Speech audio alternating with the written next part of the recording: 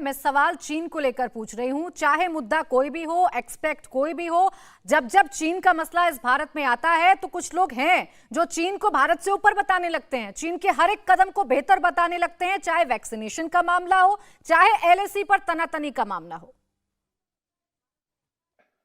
I don't know, मैंने तो ऐसी कोई स्टेटमेंट नहीं पढ़ी जहां पे चीन को भारत के ऊपर किसी ने बताया हो या बॉर्डर टेंशन में कोई ऊपर बताया हो। I have not red any statement. If you could, अगर आप स्टेटमेंट पढ़ के बता दें प्लीज।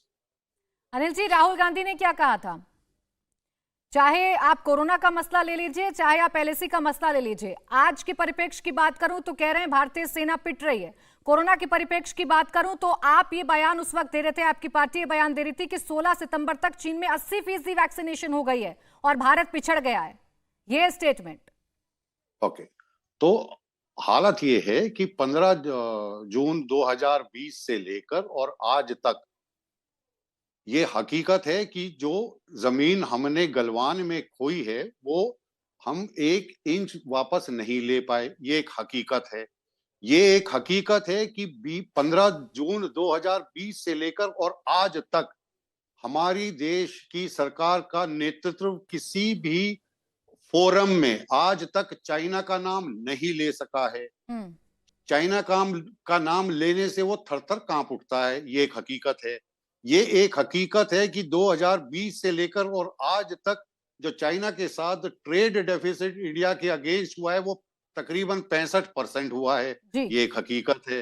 ये एक हकीकत है कि हमने लाल शर्ट पहन के जब उनसे हाथ मिलाया तो उसके कुछ ही दिन बाद अरुणाचल में ये कांड हो गया। ये एक हकीकत है। तो ये देखिए, पार्लियामेंट में अटैक हुआ, बीजेपी सरकार थी। कारगिल हुआ, बीजेपी सरकार थी। गलवान हुआ, बीजेपी सरकार थी। अगर मैं कहूं, मेरा सवाल था कि वहां पर सरकार के स्टेटमेंट को आप लोग क्यों नहीं सच मानते हैं? चीन जो बोलता है वो क्यों सच मानने लगते हैं? नहीं, देखिए, अब मैं कहूं आपसे कि इसके पीछे बीजेपी का हाथ। कह सकते हैं सर, आप कुछ भी कहें। मेरा तो आपसे सवाल था, आप कह सकते हैं, आप कुछ भी कहें। मैं तो विपक्ष को लेकर सवाल पूछ रही थी। खैर, मैं मेजर जनरल जीडी बख्शी के पास जा रही हूं। ये एक हकीकत है कि जब हम सवाल पूछ रहे हैं, जब हम इस चीज को डिबेट कर रहे हैं तो एक उस चीज का लेवल और गरिमा बनाए रखें हम लोग। बिल्कुल सर, गरिमा बनाए रखें। जीडी बख्शी जी, चाइना की जब जब बात आती है तो जब तब चाइना को बेहतर बता देना और इस तरीके की बयानबाजी करना, क्या ये डीमोलराइजेशन नहीं है? चाहे हम सरकार की बात करें, चाहे हम सेना की बात करें। चलिए, आपको याद तो आई कि मैं भी इस प्रोग्राम में मौजूद हूं। थैंक यू फॉर रिमेम्बरिंग मी।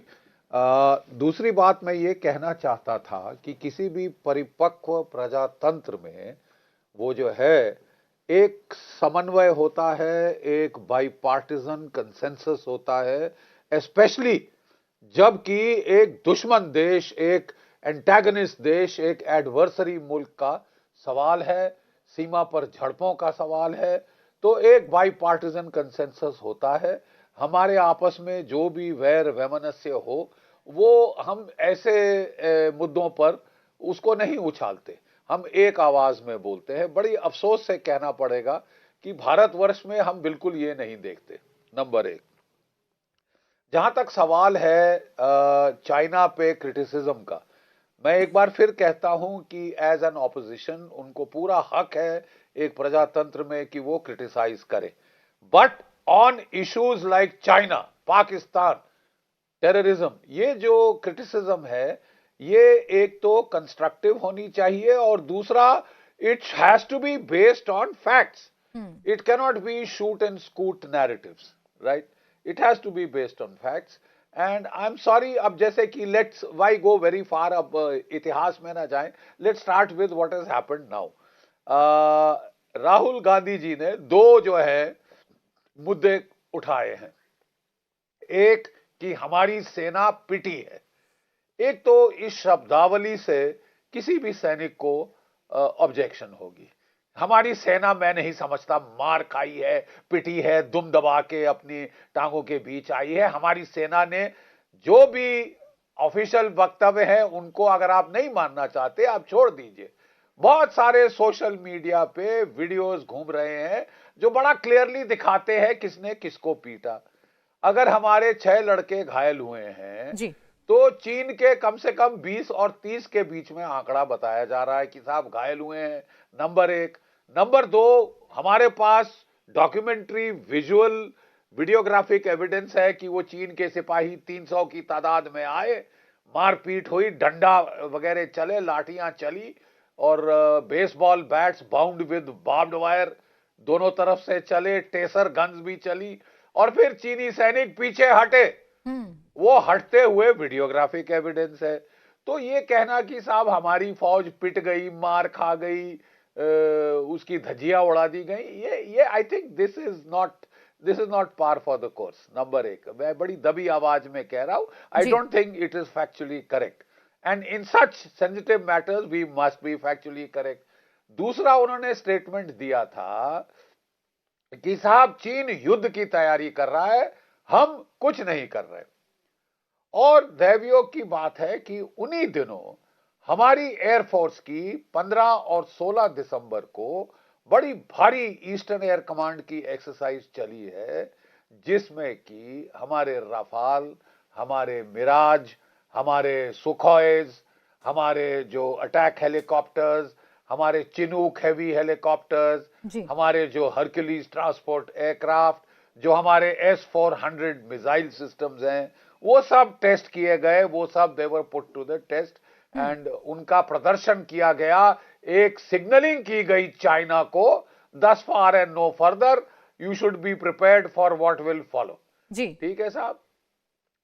तीसरी चीज, हमने उसी टाइम अपना जो अग्नि 5 मिसाइल है, जो एनहांस्ड रेंज अग्नि 5 मिसाइल ऑफ 7,500 किलोमीटर रेंज, जो कि बीजिंग को धज्जियां उड़ा सकता है जी, उसका हमारी स्ट्रेटेजिक फोर्सेस कमांड ने उसके टेस्ट किए, उसके ट्रायल किए।